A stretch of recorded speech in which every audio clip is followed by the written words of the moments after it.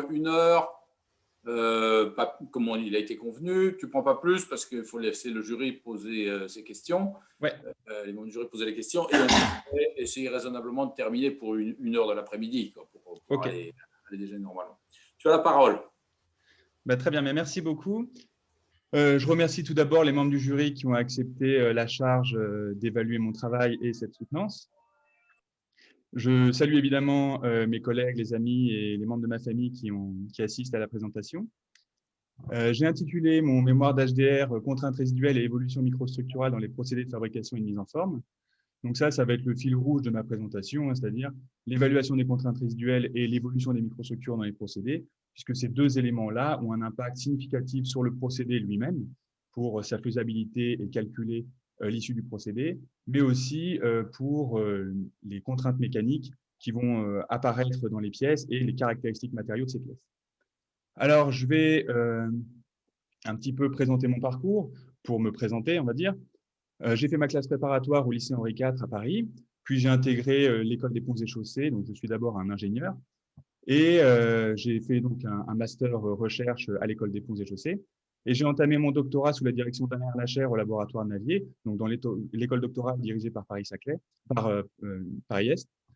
Et ensuite, j'ai fait donc cette thèse en environ 2 ans, et j'ai utilisé ma 3e année de financement de thèse pour faire mon postdoctorat en Allemagne à l'université de Weimar, avec des collègues avec qui je collabore encore aujourd'hui. Et j'ai intégré le CNRS à la suite de ça en tant que chargé de recherche. Et j'ai rejoint le laboratoire de mécanique des solides à l'école polytechnique. Et depuis un peu plus de 6 ans maintenant, je développe ma recherche au LMS et je présente aujourd'hui mon habilitation à Sorbonne Université.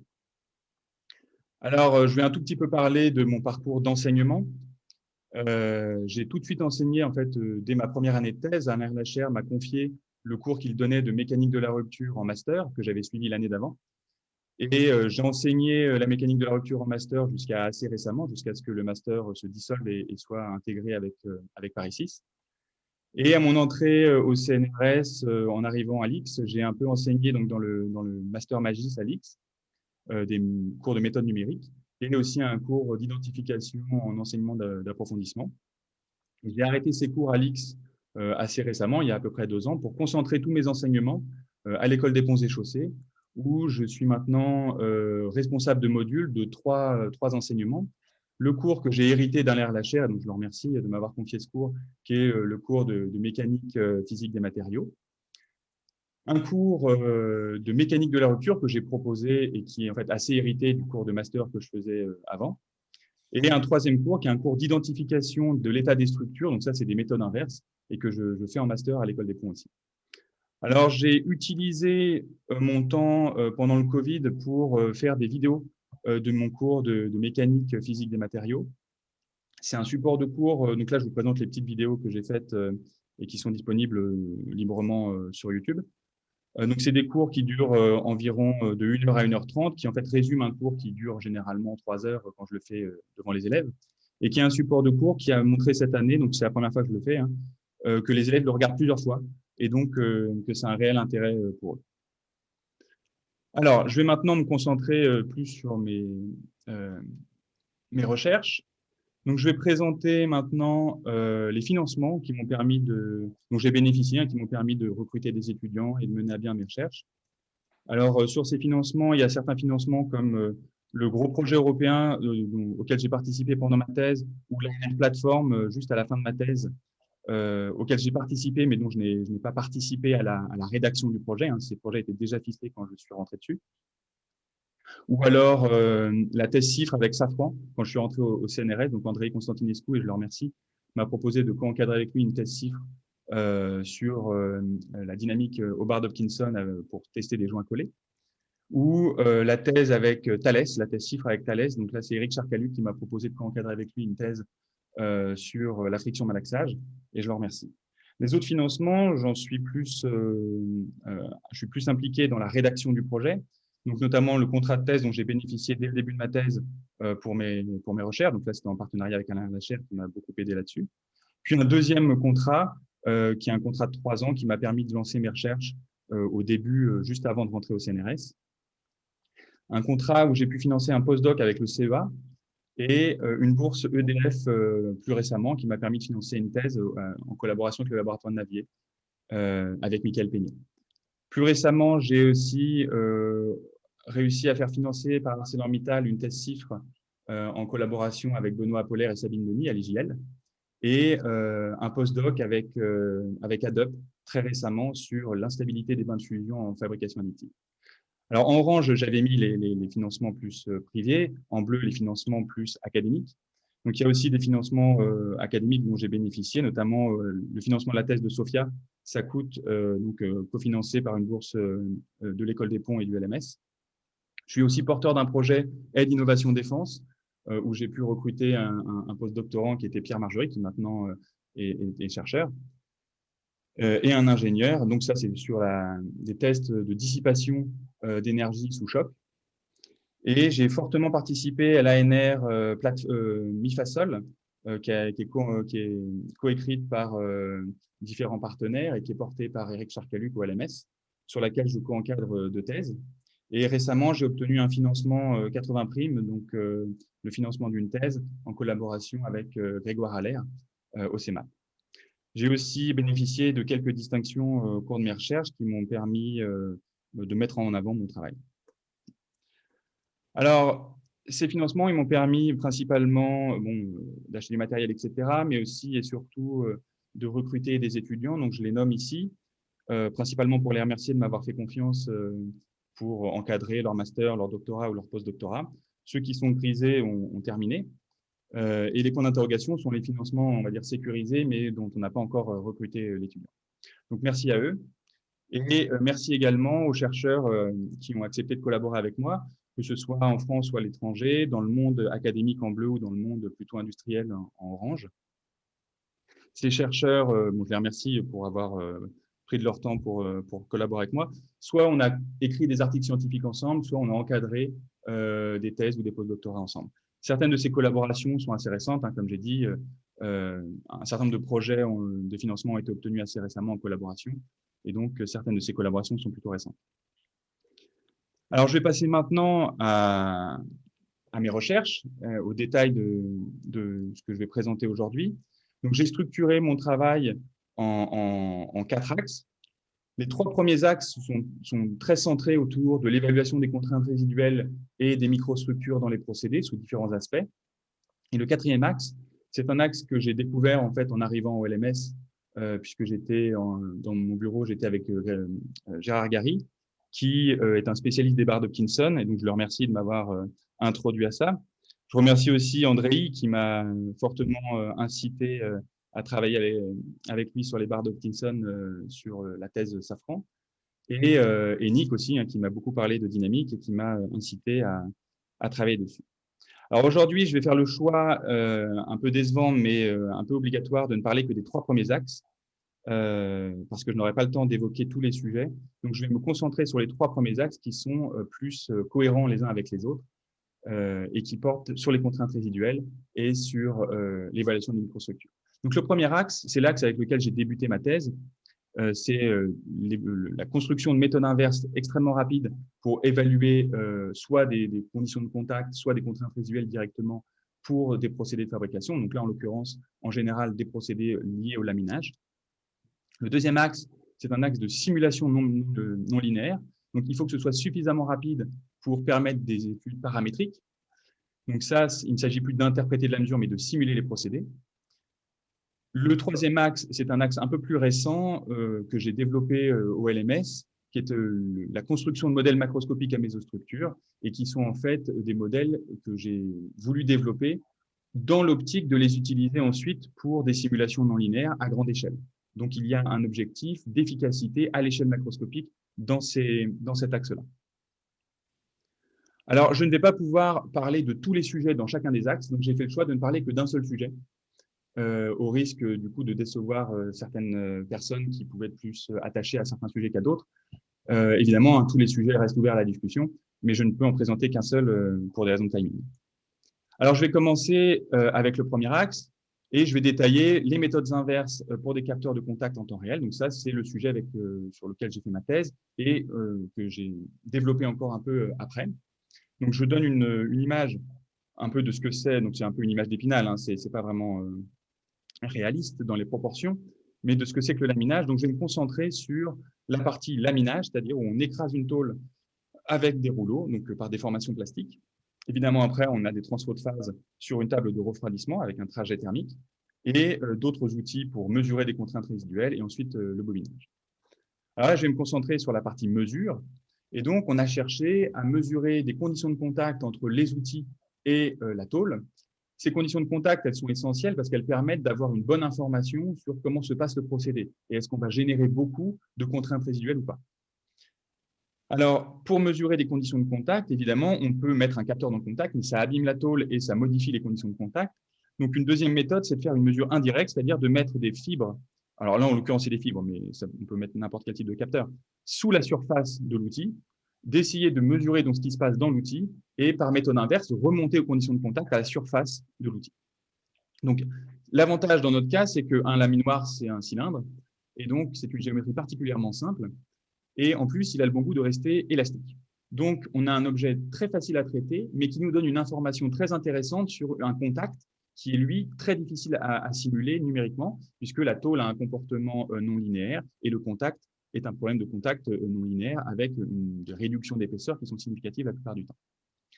Donc, ce qu'on a fait, c'est qu'on a inséré dans le cadre de ce grand projet européen des fibres optiques dans une pièce métallique où on insère, donc on colle des fibres avec un réseau de Bragg pour mesurer des déformations sous la surface d'une petite pièce cylindrique.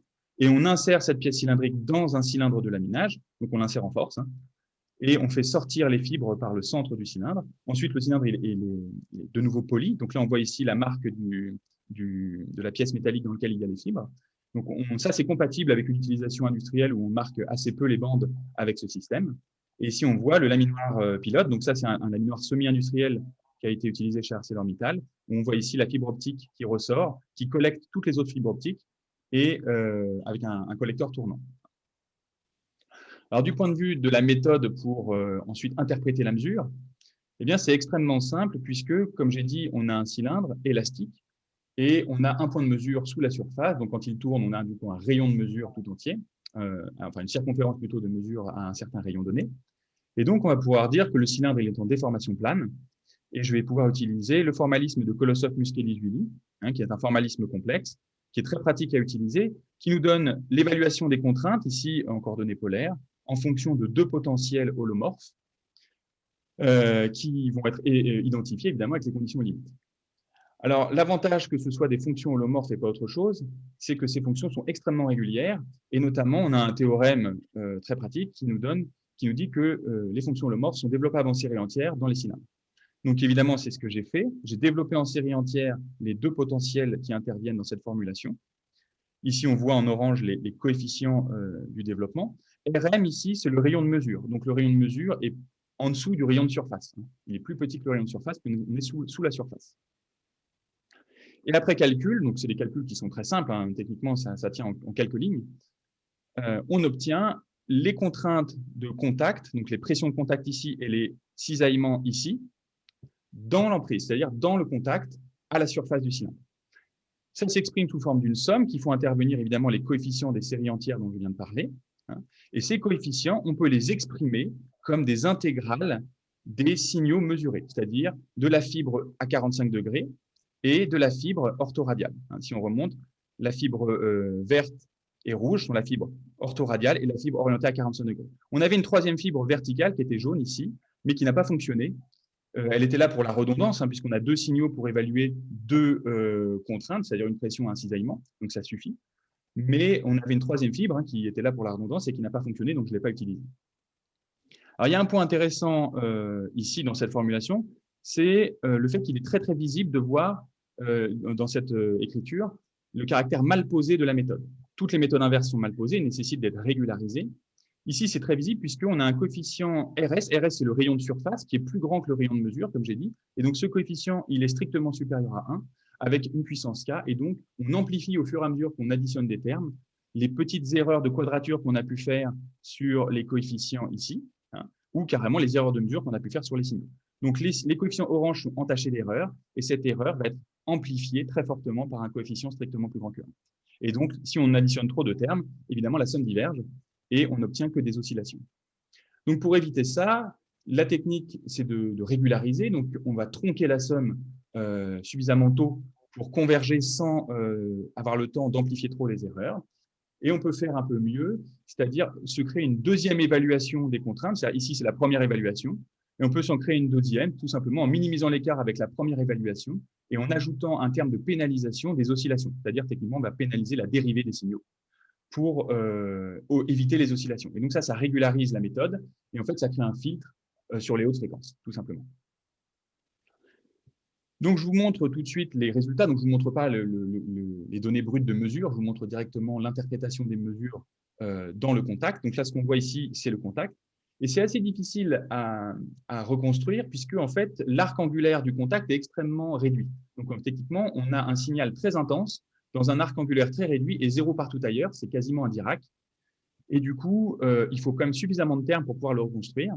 Donc là, ici, je vous montre en noir la reconstruction du signal de pression et ici de cisaillement, hein, avec une inversion du signe du cisaillement qui est parfaitement normale, comparé à des calculs aux éléments finis hein, d'un logiciel qui s'appelle LAM3, qui était développé par Raquin dans les années 90. Et on a une bonne corrélation en ordre de grandeur entre la simulation du procédé et la mesure en temps réel des contraintes de contact. Donc, ça nous fait penser qu'on n'est pas trop mal au niveau de l'évaluation de ces contacts en ligne. Et ce genre de méthode hein, a été déployé donc, sur des laminoirs semi-industriels et mériterait d'être déployé sur certaines usines pour être testé sur des laminoirs complètement industriels. Alors, je vais maintenant passer à l'axe 2, qui est la simulation non linéaire rapide des procédés. Alors, de certains procédés, hein, je ne me suis pas attaqué à tous les procédés. Alors, j'ai évidemment, dans le contrat de 3 ans avec ArcelorMittal, beaucoup travaillé sur des procédés de laminage, de table de sortie où on refroidit des tôles sous jet d'eau avec des transitions de phase. Et j'ai aussi beaucoup investi de temps sur la modélisation du bobinage, qui est assez complète. Mais j'ai choisi aujourd'hui de parler de fabrication additive, puisque c'est le sujet le plus récent dans ce thème et sur lequel il y a beaucoup de développement en ce moment. Alors, ce que j'ai fait pour la fabrication additive, c'est principalement de la modélisation thermique pour l'instant. La raison à ça, c'est que les contraintes résiduelles et l'évolution des microstructures dans les procédés de fabrication additive sont complètement drivées par la modélisation thermique. Et donc, c'est la première étape pour avoir ensuite un code qui permet d'anticiper les contraintes résiduelles et les microstructures. Alors, je voulais que ce code il soit suffisamment rapide. C'est important pour moi parce que je voulais que ce soit utile à l'échelle de la pièce tout entière. Je voulais que ce code soit utilisable pour designer des pièces complètes et pas uniquement des traits de soudure. Donc, cette échelle, on peut voir l'importance. Donc là, ici, c'est un film qui a été réalisé par Pierre Margerie quand il était en postdoctorat avec Andrei et moi au LMS, où il a fait une corrélation, on va dire, qualitative pour bien montrer ce qui se passe au niveau du flambement. Donc ici, on voit des oscillations. Donc, ce qu'on voit, c'est une sorte de déplacement hein, en rouge et en bleu. Donc, on voit des oscillations sur un tube carré qui ne sont pas du tout voulues. Hein. Ce qui est programmé, c'est un tube carré classique. Et en fait, on est en train de voir un flambement qui se génère au fur et à mesure que les contraintes résiduelles prennent place dans la structure. On s'en rend bien compte quand on découpe ces tubes carrés, on voit des déformations significatives après découpe, ce qui indique la présence de contraintes résiduelles significatives dans le tube. Donc ça, c'est un sujet qui est assez important et on peut voir parce que ça peut limiter la fabricabilité de certaines pièces. Ici, par exemple, on voit un mur qui vient de flamber pendant sa fabrication et qui donc, on ne peut pas monter des murs aussi haut qu'on veut avec les paramètres de machine qu'on veut. Donc, je voulais faire un code qui permette de simuler ça de manière rapide pour se faire une idée des contraintes résiduelles et de l'évolution des microstructures. Alors, ce que j'ai fait s'adapte particulièrement bien à des types de structures comme on voit ici, c'est-à-dire avec un lacet relativement quelconque dans le plan, et ensuite une structure qui est extrudée dans l'axe vertical, hein, c'est-à-dire une sorte de cylindre à base quelconque que l'on peut monter avec ce code que je vais présenter. Alors, au niveau de la physique, évidemment, on va résoudre l'équation de la chaleur là-dedans avec un laser qui vient donc apporter de la chaleur, une puissance, et un flot de gaz, enfin un flux de gaz qui est de l'argon. Donc, initialement, c'est de l'argon liquide, mais ensuite qui est détendu pour pousser la poudre sous le laser, et la poudre est fondue par le laser, et on dépose comme ça directement du métal fondu sur la structure. Donc ça, c'est ce qu'on appelle un procédé par dépôt direct d'énergie. Il y a évidemment d'autres types de procédés de fabrication additive. Ça, c'est le procédé qu'on a à l'école polytechnique et qui est accessible au LMS. Donc, c'est celui que j'ai simulé en premier. Alors, ce procédé-là, évidemment, on a des refroidissements par convection sur les bords de la structure, hein, et je viens déposer directement du métal liquide. Je ne simule pas la fusion de la poudre, hein, parce que ça serait un problème qui prendrait du temps et qui nécessiterait probablement de faire appel à des méthodes numériques. Et donc, j'ai plutôt choisi de poser directement du métal liquide dessus. La puissance du laser, il y en a une partie qui sert à faire fondre la poudre, donc là, je ne la prends pas en compte puisqu'elle a déjà été prise en compte du fait que je pose directement le métal liquide. Et il y a une petite partie de la puissance du laser qui est quand même absorbée par la structure et que je prends en compte. Et je prends en compte aussi ce flux de gaz qui vient refroidir localement la structure à chaque fois que le laser passe, et c'est assez important. Je prends aussi en compte l'élévation de température de la platine qui est en dessous, puisque ça vient piloter la forme générale de l'allure de la courbe de température. Alors, pour faire un code rapide, j'ai besoin de faire une hypothèse, et cette hypothèse, elle est assez forte, mais vous allez voir qu'elle fonctionne relativement bien. Donc là, ce qu'on voit à droite, c'est une photo infrarouge pendant le procédé, donc qui a été réalisée par Sylvain Durbeck, qui était ingénieur au LMS. Et on voit très bien que dans la partie courante de la pièce, les flux horizontaux, ils sont négligeables devant les flux verticaux. L'essentiel de la variation de température se fait dans l'axe vertical. Les endroits où on a une variation significative de la température dans l'axe horizontal, donc des gradients importants, c'est en tête du bain de fusion. En tête du bain de fusion, on a des gradients très importants dans l'axe horizontal. Et là, mon hypothèse devient caduque. Mais ça n'est pas très grave, on va dire, dans la mesure où cette tête de bain de fusion avance en même temps que le laser. Et donc, ce gradient n'a pas le temps d'avoir beaucoup d'effet sur l'évolution des températures dans la pièce. Donc, négliger les flux horizontaux, ça paraît être une bonne idée pour réduire la dimension du problème et être capable de traiter un problème plus simple qui va donc pouvoir se traiter plus rapidement. Alors, du coup, comme on a négligé les flux horizontaux, je peux considérer que chaque point bleu ici que j'ai noté sur ma structure sont en fait indépendants les uns des autres, puisqu'il n'y a pas de flux dans l'axe horizontal. Donc, finalement, je me retrouve à traiter plusieurs problèmes de composite multicouches, hein, dans chaque point bleu, ce que j'ai appelé un point de calcul. Hein. Chaque point bleu, j'appelle ça un point de calcul, et en fait, c'est un multicouche indépendant du multicouche d'à côté, du fait que j'ai fait cette hypothèse que les flux horizontaux sont négligeables. Alors, c'est assez pratique parce que j'ai réduit un problème tridimensionnel en une succession de problèmes. Alors là, j'ai mis un D, c'est une erreur, c'est 2D. Hein, RZ, c'est-à-dire dans l'épaisseur et dans la hauteur. Donc, évidemment, on a un rayon de courbure local avec un rayon inférieur et un rayon supérieur et une succession de couches dans l'axe vertical que j'ai appelé Z. Et donc, cette réduction de dimension va me permettre de faire des calculs relativement rapides. Alors, maintenant, pour traiter le problème d'empilement des couches, eh bien, je fais de manière successive. C'est-à-dire qu'initialement, je suis sur la platine. Je pose, donc là, je suis à un point de calcul. Ce que je montre, c'est un point de calcul avec un rayon de courbure. Je pose une première couche avec une certaine température qui est au-dessus de la température du liquidus du métal. Donc, je pose du métal liquide à une certaine température que je laisse refroidir sur la platine. Et ensuite, quand le laser revient redéposer une deuxième couche à cet endroit-là, eh bien, je pose une nouvelle fois une couche. Donc, je passe sur un deuxième calcul qui est maintenant un calcul de bicouche. La condition initiale de ce bicouche est évidemment la condition finale du calcul précédent. Je viens simplement rajouter une couche chaude par-dessus. J'attends qu'il refroidisse et je fais ça de manière successive jusqu'à empiler toutes les couches à ce point de calcul. Et donc, on voit que toute la complexité géométrique du problème, c'est-à-dire tout ce qu'on peut construire en termes d'impression, de trajet de lasage, etc., eh bien, se résume complètement dans le rayon de courbure local de chaque point de calcul et des temps successifs auxquels je vais poser mes couches.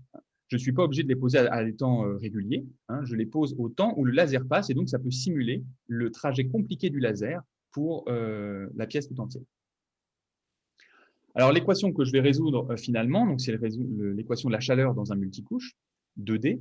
Donc ici, on voit la partie laplacien de la température. Ici, on voit la partie dérive de temps avec la diffusivité thermique de chaque couche ici. Hein. Le indice I, ça veut dire c'est l'indice de la couche. Hein. Et un terme source ici. Hein. Alors, dans le terme source, il y a évidemment les transitions de phase, c'est-à-dire la solidification du métal, et éventuellement des transitions de phase solide-solide si on a un métal multiphasique. Donc ça, évidemment, ça crée un terme source du fait du saut d'enthalpie entre les phases. On a évidemment aussi un terme de radiation, alors qui est quantitativement assez faible dans ce genre de problème. Et on a la puissance apportée par le laser qui est absorbée par la pièce et non pas absorbée par la poudre pour sa fusion, comme je disais tout à l'heure, et la chaleur extraite par le gaz lorsqu'il passe sur la structure. Alors, j'ai pris un modèle gaussien pour le laser, parce que ça, c'est extrêmement classique. La plupart des lasers sont des lasers qui éclairent de manière gaussienne. Alors, évidemment, ce n'est pas 100% de la puissance laser qui est absorbée par la pièce, mais un certain pourcentage, qui est généralement faible, puisque l'essentiel du laser est quand même utilisé pour faire fondre la poudre. Et la chaleur extraite par le gaz, eh bien, j'ai repris un modèle gaussien, mais avec un rayon un peu plus grand. C'est-à-dire que je considère qu'on souffle sur un rayon un peu plus grand que le laser et que ça vient refroidir la pièce. Alors évidemment, ce qui est chauffé par le laser, c'est uniquement la layer supérieure, la couche supérieure, tandis qu'on vient refroidir toutes les couches en dessous avec le gaz qui vient lécher la paroi de la structure. Alors normalement, en fait, j'aurais pas dû utiliser une chaleur extraite comme ça. J'aurais dû augmenter le coefficient de transfert thermique avec l'extérieur, parce que quand on souffle un gaz, ça augmente le coefficient de transfert thermique. Mais avec la résolution analytique, c'est extrêmement compliqué d'avoir un coefficient de transfert thermique variable. Du coup, j'ai préféré directement imposer un flux de chaleur, un terme source, pardon, qui vient extraire de la chaleur dans mon système. Alors, les conditions limites du problème, elles sont relativement simples. Ce sont des conditions de convection avec l'air ambiant sur toutes les surfaces internes et externes du point de calcul, sur tous les layers. Hein. Alors ici, théoriquement, j'aurais dû mettre la conductivité thermique de chacun des layers, mais j'ai un petit peu triché, j'ai mis une conductivité thermique moyenne, parce que sinon le calcul devenait ridiculement compliqué. Donc j'ai préféré simplifier le calcul, ça ne change quasiment pas, à mon sens, les résultats, et ça permet d'avoir une résolution qui est quand même beaucoup plus simple. Ensuite, j'ai aussi la condition limite ici de convection avec le layer supérieur, la couche supérieure qui est refroidie à l'air, et évidemment la condition d'échange avec la platine qui est en dessous. Donc le coefficient de transfert thermique est différent, hein, puisque là c'est une soudure sur du métal. Et la température de la platine est mise à jour à chaque nouvelle itération du calcul. À chaque fois que je pose une nouvelle couche, je mets à jour les paramètres matériaux et la température de la platine. Évidemment, j'ai une condition de continuité des températures et des flux qui est ici, tout simplement parce qu'on a une soudure, du coup, il y a une continuité de la matière, il n'y a pas de résistance thermique entre les couches. Comme j'ai dit tout à l'heure, la condition initiale de ce problème, eh bien, c'est la condition finale du problème précédent. La seule différence, c'est que dans la température initiale, j'ai ajouté la température de dépose du métal liquide sur la couche supérieure. Donc voilà le problème tel qu'il peut s'exprimer. Et j'ai quand même un petit problème pour le résoudre, c'est que c'est non linéaire, dans le sens où le second membre, donc l'équation en elle-même, elle est parfaitement linéaire, mais il y a un terme qui rend l'équation non linéaire, c'est qu'au second membre, on a des transitions de phase qui dépendent de la thermique, qui dépendent de la température, et donc elles dépendent de la solution du problème. Donc ça me crée une non-linéarité. Et ce que j'ai fait pour traiter cette non-linéarité, c'est extrêmement simple, hein, il n'y a rien de très compliqué à ça, c'est que j'ai fait un algorithme alterné. Pour peu que le terme ici soit connu, l'équation devient totalement linéaire. Si le second membre est connu, ne dépend plus de la solution, mon équation est totalement linéaire, c'est relativement facile à résoudre. Donc, ce que j'ai fait, c'est que j'ai initialisé le calcul en prenant une température, en calculant la température pour un flux associé aux transitions de phase, pour un terme source associé aux transitions de phase qui vaut 0. Ça me permet de calculer donc une première évaluation de la température. Et grâce à cette évaluation de la température, je peux calculer les transitions de phase grâce à des lois d'Avrami et de Koestinen. Alors ça, ce sont des lois plutôt phénoménologiques. Les lois d'Avrami sont utilisées pour les transitions de phase plutôt ferritiques, qui vont évoluer en temps, hein, donc qui mettent du temps à se mettre en place à cause de la diffusion du carbone. Hein. Et une loi de Koestinen pour la transformation martensitique, qui elle est plutôt pilotée en température. Dès qu'on passe en dessous d'une certaine température, on commence à transformer de la martensite. Donc, ces aspects-là, transition de phase, sont extrêmement faciles à calculer, hein, c'est phénoménologique. Et ça me permet de calculer les transitions de phase, qui me permet de calculer le terme de source.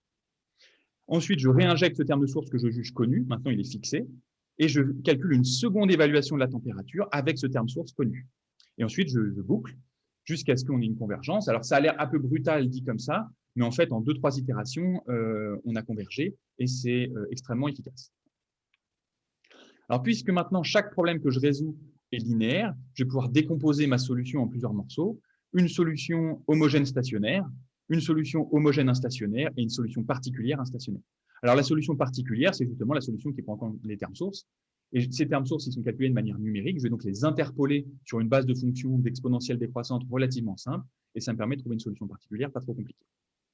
Alors là, je vous présente simplement la solution homogène instationnaire pour ne pas rentrer trop dans les détails techniques de la résolution, puisque c'est quand même assez lourd, on va dire, techniquement.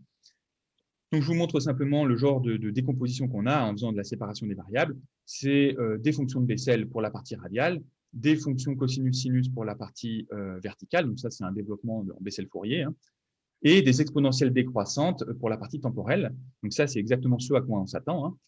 Et tous les coefficients mis en couleur, en bleu, en orange et en vert, sont inconnus et sont déterminés d'une part par les conditions limites, par la condition initiale. Alors, les coefficients sont très faciles à calculer, ça fait intervenir des inversions de matrice de 2, donc c'est très facile. Les seuls coefficients un peu complexes à calculer sont les coefficients verts, qui sont en fait les racines du déterminant d'une grande matrice. Et donc, ça veut dire qu'il faut stocker ces racines dans des fichiers pour que le calcul soit le plus rapide possible. On les calcule en avance pour plein de conditions possibles, et ensuite on les exploite en ligne. On vient pas refaire le calcul, on vient simplement appeler les valeurs quand on fait du calcul en ligne. Alors, je montre maintenant la validation expérimentale de ce travail. Donc là, ici, on voyait une manip faite au pyromètre laser. Donc ici, vous voyez le spot laser sur une pièce cylindrique qu'on est en train de fabriquer. Et donc, on mesure à cet endroit-là la température via le pyromètre. Vous avez donc en rouge la dynamique du pyromètre et en bleu la reconstruction via la simulation. Donc, on voit un très, très bon accord. Et vous voyez, à chaque fois que le laser passe, en fait, on est ici, puis ici, puis ici. Et donc, on voit bien l'effet du refroidissement du gaz assez intense, hein, que je prends relativement bien en compte et qui permet de bien simuler la dynamique de refroidissement. Alors ici, maintenant, c'est exactement la même chose, mais avec une caméra infrarouge. Donc ça, c'est des essais qui ont été faits par Pierre Margerie assez récemment, en train d'écrire un article avec Andrei et Pierre Margerie là-dessus. Donc ici, ce sont une vision infrarouge, hein. Donc vous voyez le film de ce qu'on a fait entre la simulation ici et le film ici, infrarouge. Ici, j'ai fait une capture d'écran pour y voir plus clair. On voit très bien. Alors, les isothermes, ce sont les isothermes du calcul. Pierre a ajouté les isothermes du calcul pour bien qu'on puisse comparer. Et on a vraiment une bonne corrélation entre les deux avec la caméra et la simulation. Donc, du point de vue expérimental, on est plutôt assez confiant sur le fait que ça fonctionne bien. Et là, je vous montre en fait ce que je disais tout à l'heure, qu'on peut simuler des choses plus compliquées que simplement un point de calcul avec un rayon constant. Là, ici, le film, c'est un cylindre avec une stratégie de lasage en aller-retour pour vous montrer qu'en fait, on peut faire n'importe quel type de stratégie de lasage avec ce type de calcul. Et à gauche, c'est une structure qui est géométriquement simplement plus compliquée, où je ralentis un peu dans les coins pour accumuler la chaleur dans les coins, puisque la machine doit ralentir quand elle tourne. Voilà, donc ça, c'est ce qu'on est capable de faire avec ce type de code. Et comme la solution elle est analytique, on peut zoomer fortement. On peut zoomer jusque dans le bain de fusion, hein, et avoir les gradients dans le bain de fusion. Donc ici, là, vous voyez la partie liquide du bain de fusion et j'ai dessiné par-dessus les gradients. Et entre la température du solide et la température du liquide, on a donc la phase de solidification qui se passe ici. Et c'est très intéressant d'avoir les gradients dans cette zone-là, puisque ça va déterminer la direction de la cristallisation pendant la construction. Et donc, on va pouvoir anticiper le type de microstructure qu'on est en train de faire. Et donc ça se fait très rapidement, hein. On peut sortir cette information-là assez vite et ensuite se donner une idée de l'état des microstructures qui vont sortir de là. Alors évidemment, on peut aussi calculer les cycles de transition de phase entre la martensite et l'austénite dans ce cas-là, où vous voyez les cycles thermiques qui passent par des phases d'austénitisation, puis ensuite qui descendent sous la température martensitique et qui recréent la martensite. Donc on a plusieurs cycles de changement de phase qui sont relativement compliqués, surtout sur les premiers passages du laser, et donc ça va influer aussi sur les microstructures. Donc voilà globalement tout ce qu'on peut faire avec ce code. Et je vais donc passer maintenant au troisième axe, qui est le développement de modèles macroscopiques à mésostructure. Alors, j'avais beaucoup travaillé sur la capacité de transformation, je reviendrai dessus dans les perspectives, mais j'ai plutôt choisi de parler d'un modèle multi-échelle de croissance de grains, puisque je me suis beaucoup investi ces 3 dernières années sur ce type de modèle, et donc je préférais parler de ça aujourd'hui. Donc, je vais présenter un modèle relativement simple, hein, finalement, qui essaye de traverser les échelles, de l'échelle atomique jusqu'à l'échelle macroscopique. Il faut bien comprendre que mon but est toujours de développer un modèle macroscopique qui porte l'information que je cherche. Donc là, en l'occurrence, je cherche à donner comme information à mon modèle macroscopique des statistiques de la microstructure. Je veux que le modèle macroscopique parle d'une certaine manière de l'échelle microstructurale et de l'évolution microstructurale. Donc pour faire ça, eh bien, on a encadré une thèse avec Alain Lacher, qui est la thèse de Sophia Sakhout, qui s'est terminée récemment, On a d'abord développé un modèle mésoscopique rapide. Donc, ce modèle mésoscopique rapide, il avait pour but de faire beaucoup de calculs pour ensuite faire une base de données qui permettrait de faire des statistiques et de faire un modèle macroscopique pertinent. Donc, ce modèle mésoscopique, on le fait par une succession de tessellations. Donc, on a des tessellations de Laguerre-Voronoi qui sont extrêmement rapides à fabriquer, donc notamment avec le logiciel Neper de Romainquet. Et du coup, pour faire évoluer une microstructure, il suffit de mettre à jour les paramètres de la tessellation. Donc, c'est ce qu'on a appelé une méthode par updating de tessellation. Et la loi d'évolution de cet updating, il se fait avec deux arguments, deux ingrédients principaux. Un ingrédient énergétique qui va donner la force motrice au système et un ingrédient de dissipation qui va donner le frein du système. C'est toujours le compromis entre ces deux ingrédients qui va permettre l'évolution du système. Alors, grâce à ce modèle mésoscopique rapide, on a pu construire une grosse base de données qui avait pour but de sonder l'espace des tessellations. On a essayé de sonder un maximum de tessellations possibles, de tessellations orientées avec les orientations cristallines, pour avoir des statistiques, on va dire, représentatives et pouvoir faire un modèle macroscopique qui ne manque pas toute une variété de tessellations. À partir de cette base de données, on a pu mettre au point un modèle macroscopique qui s'est avéré en fait stochastique. Ça, c'est quelque chose qui n'était pas prévu au départ. Je n'avais pas anticipé le fait que le modèle serait stochastique. Ça, c'est simplement dû au fait que, comme on réduit l'information à l'échelle macroscopique, on va non plus utiliser tout l'état mésoscopique complet, mais simplement une description statistique de l'état mésoscopique. Eh bien, on perd de l'information. Et cette perte d'information, elle se traduit par l'introduction d'une incertitude épistémique. Épistémique voulant dire qu'elle est liée à notre ignorance et pas à une indétermination du système. Donc, pour ça, on a introduit évidemment une réduction de l'état, on a introduit des statistiques qui parlent de la microstructure et on en a fait des variables d'état macroscopiques. Évidemment, on a développé le modèle macroscopique dans le même cadre, énergie, dissipation. Alors, je vais un tout petit peu présenter le modèle mésoscopique. Donc, on s'est basé sur des cristaux plans pour faire simple dans un premier temps. Et ils sont hexagonaux, donc c'est-à-dire qu'en fait, on a un FCC, tous les cristaux sont des cubiques centrés, des cubiques face centrés, de normal 1, 1, 1. Ils sont tous de normal 1, 1, 1, c'est-à-dire que leur orientation cristalline, ça se résume à un seul angle. On devrait avoir normalement toute une matrice d'orientation, mais on se résume à un seul angle puisqu'on connaît la normale de notre cubique face centré. Évidemment, puisque c'est hexagonal du coup, on a une périodicité des angles de 60 degrés. Alors, une tessellation orientée, ça se décrit en fait en 4 n paramètres. On a n seed, donc de coordonnées x, y, donc ça fait déjà 2 n paramètres. On a n poids qui va déterminer la taille de la cellule qu'on est en train de créer. Et on a n orientations cristallines, qui sont un angle pour chacun des grains. Donc, quand on met ça tout ensemble, c'est-à-dire j'ai créé un vecteur alpha qui rassemble toutes les données de la tessellation, eh bien, on a défini un état mésoscopique complet. Et c'est l'avantage avec les tessellations, c'est que finalement, c'est relativement pauvre comme description. On n'a pas besoin de beaucoup plus d'informations que ça. Donc ici, simplement les notations. Les joints de grains, je les note, la longueur des joints de grains adimensionnelle, je la note LIJ, donc c'est bien sans dimension, le joint de grain entre I et J, le grain I et le grain J. Et la désorientation cristalline se note delta θ IJ ici. Alors évidemment, comme ça c'est adimensionnel, il faut que je mette une dimension physique à mes grains. Donc cette dimension physique, je l'appelle L0. C'est simplement la taille de ma tessellation qui me donne une dimension physique pour mes grains, puisque les grains n'évoluent pas de la même manière si c'est des petits grains ou des grands grains. Alors je détaille maintenant les deux ingrédients dont j'ai parlé, l'énergie et la dissipation. Donc on a une énergie de surface qui est l'énergie portée au joint de grain. C'est la seule énergie qu'on a dans ce système, c'est-à-dire que je n'ai pas considéré l'énergie des dislocations à l'intérieur des grains. Donc, on a uniquement l'énergie de raccord entre deux cristaux qui sont désorientés sur la frontière. Ça, évidemment, ça peut se calculer par dynamique moléculaire à 0 degré, donc enfin plutôt en statique moléculaire. Je dis souvent dynamique moléculaire, mais c'est plutôt de la statique moléculaire. Donc ça, c'est des calculs que j'ai fait pendant la thèse de Sophia, qui permettent de calculer pour différentes désorientations l'énergie de joint de grain pour du fer pur. Alors, normalement, évidemment, il y a l'orientation du joint qui va jouer, pas uniquement la désorientation des grains, mais aussi l'orientation du joint. J'ai négligé cette partie-là, et c'est pour ça que la courbe est dissymétrique, parce que là, le joint est avec une orientation fixe. Évidemment, on peut calculer l'énergie à différentes températures avec un coefficient qui est repris de la littérature, et simplement le coefficient de cisaillement à une certaine température divisé par le coefficient de cisaillement à 0 degré. Ça, c'est pour la partie énergie, donc qui va nous donner notre force motrice. Le système va tendre à diminuer cette énergie et donc à réduire la longueur des joints. Mais ce mouvement des joints n'est pas gratuit. Hein, il faut payer pour ça. Et le prix, c'est un prix en termes de dissipation. Hein, donc là, je reprends un peu le vocabulaire d'Anna Erlacher et Bernard Friedrich ou de Christian Minke qui avait développé ça.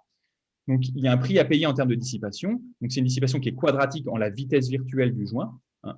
Et donc, ici, on a un coefficient qui vient piloter l'ampleur de la dissipation, qui est un coefficient qu'on appelle la mobilité du joint. Alors, se cache derrière cette formulation de mobilité, en fait, des phénomènes physiques qui sont différents selon la désorientation. Si on est à très faible désorientation, ce qui va primer, ça va être de la plasticité cristalline. Hein, et donc là, on a repris dans la littérature, notamment un article d'Alain qui avait défini ça. Et ensuite, quand on a des désorientations plus grandes, ici, on voit cette courbe-là qui se fait avec des sauts atomiques plutôt. Et donc, on a une évolution qui est différente. En tout état de cause, on a pris cette fonction-là et ça nous définit complètement la dissipation du système. Alors, évidemment, on a besoin d'un VER pour faire notre modèle macroscopique. Hein. Il ne s'agit pas de simuler des microstructures complètes d'un objet complet. Et du coup, pour avoir des conditions limites, au lieu de prendre une tessellation et d'avoir au bord des joints qui sont tronqués sans conditions limites, on a plutôt sélectionné à l'intérieur un paquet de grains. Et du coup, on a une condition limite puisqu'on a des grains autour et qui nous donne donc une désorientation cristalline à la frontière. Donc finalement, nos VER ont bien une condition limite en désorientation. Alors maintenant qu'on a nos deux ingrédients énergétiques, énergie et dissipation, qui viennent des échelles atomiques et microscopiques, de l'échelle du joint de grain, on va pouvoir calculer l'énergie totale dans le polycristal. Donc là, on est toujours à l'échelle mésoscopique du polycristal. On somme tout simplement les énergies de surface multipliées par la surface des joints. Alors là, comme on est en plan, on multiplie par la longueur, donc on a une énergie par unité de profondeur. Donc ici, on a les énergies de chacun des joints de grain par unité de surface, multipliées par la longueur adimensionnelle. Évidemment, j'ai besoin de multiplier par la longueur réelle pour que ce soit une vraie énergie. Hein. Et on fait la même chose pour la dissipation, pour la puissance dissipée. Alors, pour créer la loi d'évolution du système, eh bien, il me faut un principe physique. Le principe physique, ça va être de maximiser la dissipation sous la contrainte de l'équation des bilans. Donc, l'équation des bilans, c'est simplement que la puissance dissipée plus la dérivée de l'énergie soit égale à 0. Donc, ça, c'est ma contrainte thermodynamique, on va dire. Et on voit bien que pour faire descendre le plus vite possible l'énergie, il faut maximiser la dissipation. Donc, c'est ça hein, le principe physique, on maximise la dissipation sous cette contrainte. Le problème, c'est que j'ai un VER. Le VER, ça veut dire que ici, je n'ai pas la tessellation au complet. Donc, dans une tessellation au complet, par construction, la masse se conserve. C'est obligatoire. Hein. Et on voit bien que si je prends un sous-ensemble de grains, eh bien, la masse ne se conserve pas nécessairement, puisqu'il y a des grains qui vont grossir et d'autres qui vont réduire. Donc, on échange de la masse avec l'extérieur. Et donc, il va falloir que j'ajoute dans ma maximisation cette contrainte de conservation de masse, puisque j'ai choisi un VER et donc ça ne se fait pas automatiquement. Évidemment, il faut vérifier que statistiquement, la masse se conserve pour un certain nombre de grains pour déterminer le nombre de grains minimal qu'il faut prendre en compte. Et on avait déterminé dans le premier article qu'on avait fait avec Sophia, une centaine de grains suffisait pour que statistiquement, la masse se conserve. Donc, on peut traiter ce problème-là en introduisant un multiplicateur de Lagrange, c'est du calcul algébrique relativement simple, et on obtient donc une loi d'évolution qui fait intervenir un paramètre physique de mobilité qui vient tout simplement piloter la hauteur de ce plateau ici. Hein, donc là, c'est un paramètre n de t qui vient piloter ce plateau, qui dépend de la température, évidemment. Un facteur d'échelle, donc là, on voit très bien que les petits grains ne grossissent pas à la même vitesse que les grands grains, hein, puisqu'il y a un facteur d'échelle. Et on a donc une matrice de taille nn, le nombre de grains dans le VER, hein, multiplié par une force thermodynamique hein, qui se calcule de manière analytique en fonction de la définition d'une tessellation. On peut utiliser la définition de la tessellation pour calculer analytiquement cette dérivée-là, hein, comment évoluent les vitesses des joints quand on fait évoluer les poids, tout simplement. Et donc, on a une expression qu'on peut programmer de manière explicite, hein, et on obtient ce type d'évolution. Donc ici, les angles sont en degrés. Et vous voyez l'évolution des grains, ça se calcule assez rapidement. Hein. Et vous voyez bien le ralentissement de la croissance, alors que là, on est à température constante, on est à plus de 1000 degrés, on est à température constante, et on voit bien le ralentissement par rapport au début où c'était très accéléré. Donc ça, c'est l'effet d'échelle qui intervient. Alors, on a essayé de valider expérimentalement ce modèle. Donc là, la validation expérimentale, elle vaut ce qu'elle vaut dans le sens où elle a un défaut majeur qui avait été relevé pendant la soutenance de Sophia, qui est qu'on on fait très peu de croissance de grains finalement, ça dure très peu de temps, donc il y a très peu de croissance de grains. Mais sur cette faible évolution, on voit quand même que le modèle est relativement cohérent avec la manip sur la taille moyenne des grains, et même morphologiquement, on n'est pas trop mal, même si on a essayé de faire quelque chose de plus qualitatif qu'autre chose. Cette expérience, on l'avait choisie parce que c'était une des expériences où les désorientations au joint de grain étaient données initialement. Et donc, ça nous avait permis de fixer notre condition initiale à peu près correctement. On a aussi validé cette approche sur des approches plus classiques, type von Neumann-Mullins ou des distributions de Hilert, qui ont montré un très bon accord et donc que je ne représente pas ici.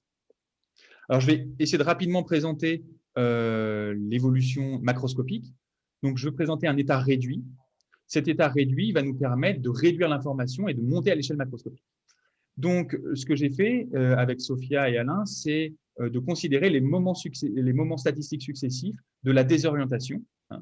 Donc, les 3 premiers moments, de l'ordre 0 jusqu'à l'ordre 2, pondérés par les longueurs adimensionnelles des joints de grain. Alors, c'est très important de pondérer par les longueurs pour avoir une évolution continue, parce que sinon, on aurait des sauts à chaque fois qu'un grain disparaît. Donc là, comme les longueurs ont tendance à tendre vers 0 quand un grain disparaît, ça fait des évolutions continues et c'est beaucoup plus pratique. Et du coup, à partir de ces 3 moments statistiques, on peut définir la moyenne de la Grain Boundary Character Distribution. Donc ça, c'est une mesure qui est très utilisée pour décrire les microstructures, et aussi l'écart type relatif. Ces 3 variables réduites, elles sont en fait très bien choisies puisqu'on arrive complètement à caractériser l'énergie du système. Donc l'énergie d'une tessellation mésoscopique est complètement caractérisée en fait par des paramètres matériaux physiques, donc la longueur physique, une énergie de surface de 1 joule par millimètre carré, nos paramètres physiques de coefficient de cisaillement qui nous donne la variation en température, et une fonction adimensionnelle qui en fait rend tout à fait compte, à l'aide de 3 variables seulement, de l'énergie de toutes les tessellations qu'on a pu faire dans la base de données. Donc, chaque point ici sur cette figure est en fait un point qui correspond à une tessellation dans la base de données. Et on voit qu'on peut complètement interpoler de manière très, très précise l'énergie de toutes les tessellations avec seulement 3 variables réduites. Donc, ces 3 variables réduites sont assez bien choisies et on va pouvoir créer la loi d'évolution de ces variables réduites qui vont nous servir de variables d'état. Donc ici, en faisant un peu d'algèbre, finalement, on arrive à écrire à partir de la loi d'évolution mésoscopique, écrire la loi d'évolution de mes variables d'état réduites, qui sont l'état statistique de la mésostructure. Donc ici, on voit qu'on a toujours nos paramètres physiques d'entrée, avec la mobilité qui dépend de la température ici. Et cette fois-ci, on a introduit un tenseur de taille 3,3, puisqu'on a 3 variables réduites, et une force thermodynamique adimensionnelle de taille 3 aussi.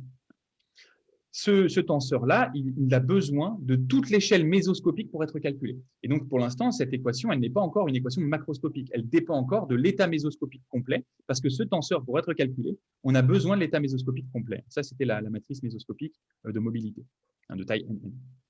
Du coup, ce qu'on va faire, c'est qu'on va identifier une alternative macroscopique qui, elle, ne dépend que de l'état réduit et qui approxime suffisamment bien ce tenseur pour être réinjecté là-dedans et avoir une équation d'état qui soit complètement macroscopique, qui ne fasse plus référence à l'état mésoscopique. Alors pour faire ça, on a utilisé notre base de données, on a calculé ce tenseur pour environ 12 000 tessellations différentes, et on voit qu'on a donc établi des modèles relativement simples pour interpoler les données en fonction d'une des variables d'état macroscopiques qu'on avait introduites, et on voit qu'on a de la dispersion autour de ces données. Et cette dispersion, elle reflète en fait l'incertitude épistémique dont je parlais tout à l'heure. Elle reflète la perte d'information que l'on a quand on réduit l'information en passant de l'état mésoscopique à l'état macroscopique. Ça, c'est tout à fait normal, en fait, puisque plusieurs situations qui vont évoluer différemment à l'échelle mésoscopique, en fait, ont la même description macroscopique. Et donc, on ne peut pas les distinguer. Et pourtant, elles ont des évolutions différentes. C'est pour ça que la dissipation est très dispersée. Donc, au lieu de faire un modèle moyen déterministe, on a préféré faire un modèle probabiliste où le tenseur ici gamma qu'on est en train d'introduire est en fait une variable aléatoire qu'on a identifiée par des techniques d'identification bayésienne à partir de ces données. Donc, je ne montre pas spécialement l'identification bayésienne, ça n'a pas forcément un intérêt très grand, mais on obtient du coup cette équation-là sous forme complètement macroscopique avec ici une variable aléatoire et donc on a une équation stochastique. Donc, on a ensuite simulé cette équation stochastique pour différentes tessellations de départ. Donc, en noir, ce sont des tessellations mésoscopiques réelles, donc calculées avec le modèle mésoscopique. Donc, on voit plusieurs évolutions différentes qui partent du même point macroscopique de départ. Donc, c'est ce que je disais. Plusieurs tessellations identiques du point de vue macroscopique peuvent évoluer différemment. Et on voit en orange le modèle stochastique, dont vous voyez la moyenne et l'enveloppe autour qui fait plus ou moins 2 écarts types. Et on voit bien que les évolutions se situent à peu près dans l'enveloppe, suivent à peu près correctement les évolutions mésoscopiques réelles. Et il y a une remarque qu'on peut tout de suite se faire, hein, c'est que l'incertitude augmente avec le temps.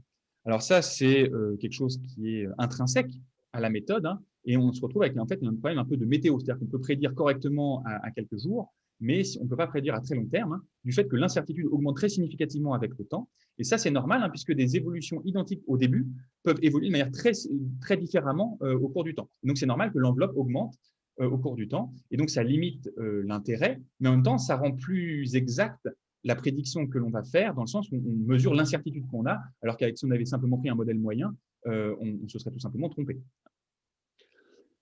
Voilà, j'en ai terminé avec la présentation de mes recherches. Je vais passer les quelques minutes qui me restent à détailler mon projet de recherche et donc les projets en cours qui sont le développement naturel de ce que je fais. Donc, j'ai choisi de continuer à développer mes recherches sur les 4 axes. J'ai essayé de mener de front les 4 axes à des rythmes différents. Le premier sujet, ça c'est plutôt des élucubrations de ma part. Je n'ai pas encore trouvé de partenaire particulièrement à cette étape-là. De chauffage inductif en laminage, hein, pour modifier, par dilatation thermique, modifier les contraintes résiduelles pendant le laminage. On fait déjà ça avec du refroidissement par jet d'eau. Je voulais tenter de le faire aussi par chauffage pour donner un degré de liberté supplémentaire. Le deuxième sujet, c'est qu'en ce moment, je co-encadre avec Eric Charcaluc et Otimar à l'Université de Louvain une thèse CIFRE Thales sur le soudage par friction malaxage, qui est très expérimentale en elle-même. Et donc, je me disais, vu que c'est des outils cylindriques qui rentrent dans des tôles d'aluminium, eh bien, peut-être instrumenter la manique et essayer de faire de la méthode inverse en temps réel pour avoir des informations plus précises sur les conditions qui ont formé les microstructures qu'on observe après. Au niveau du deuxième axe, qui est sans doute l'axe le plus actif pour les prochaines années, donc je participe à l'ANR Mifasol où je co-encadre 2 thèses. Cette ANR, elle a pour but de contrôler les microstructures pendant un procédé de fabrication additive. Donc, on va réutiliser les codes que j'ai développés, que j'ai présentés tout à l'heure de thermique. Et l'idée, ça va être de fabriquer la microstructure à partir de ça. Donc, j'essaye de réadapter ce que je vous ai montré sur la croissance de grains de la thèse de Sophia Sakut, mais pour de la cristallisation à partir d'un liquide. Et il y aura une partie aussi intelligence artificielle qui permettra de corriger l'optimisation qu'on aura faite des paramètres de la machine pour viser une certaine microstructure en temps réel via une correction grâce à un algorithme qui sera entraîné. Le deuxième sujet, c'est la thèse que j'ai obtenue par un financement 80 primes du CNRS et qui porte aussi sur un procédé de fabrication additive, mais cette fois-ci pour le contrôle des contraintes résiduelles. Donc là, ça nécessite un calcul de mécanique. Donc c'est une optimisation que je vais faire avec Grégoire Allaire et qui va permettre de développer des modèles rapides de mécanique pour calculer les contraintes résiduelles. Pour l'instant, on a commencé avec Andrei et Pierre Marjorie à faire des modèles qui sont des modèles sur Castem aux éléments finis en coque, qui sont relativement simples, assez rapides, mais je pense qu'on peut faire encore beaucoup plus rapide avec des modèles multifiles, donc des modèles multiparticulaires qui ont plus de degrés de liberté par point, mais qui sont unidimensionnels, et donc qui permettent de grossir un peu les maillages, parce qu'on a des épaisseurs très fines, hein, et donc si on commence à mailler dans l'épaisseur, on se retrouve à faire beaucoup de mailles. Donc pour éviter ça, un modèle unidimensionnel enrichi paraît être une très bonne idée.